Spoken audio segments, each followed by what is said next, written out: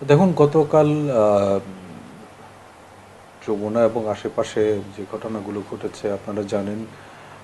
জনশৃঙ্খলা রক্ষা এবং মাননীয় প্রধান উপদেষ্টার নিরাপত্তার স্বার্থে যমুনা এবং সংলগ্ন এলাকাসমূহে যে কোনো ধরনের সভা সমাবেশ, গণজমায়েত, মিছিল, বিক্ষোভ প্রদর্শন ইত্যাদি পূর্ব থেকে নিষেধ ছিল।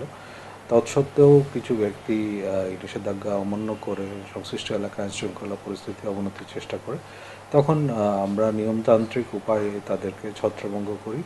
হয়তো এই প্রেক্ষিতে অনেকে আহত হয়ে থাকতে পারেন। আমাদের বেশ কিছু পুলিশ সদস্য আহত হয়েছেন। এটা আমরা কোনোভাবেই এটা ইচ্ছাকৃত না। এটা যেহেতু একটা অনেক লোকজন ছিল এখানে, ধাওয়া পাল্টা ধাওয়ার মধ্যে দু একটা ঘটনা ঘটেছে। এগুলা সম্পূর্ণই অনাকাঙ্ক্ষিত এবং অনিচ্ছাকৃত।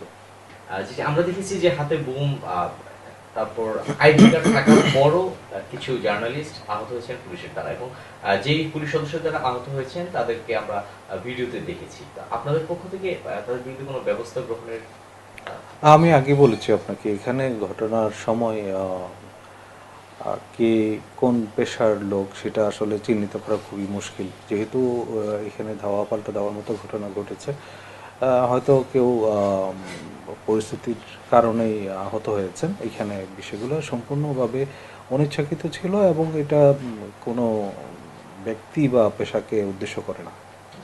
এক্ষেত্রে গণমাধ্যম কর্মীদের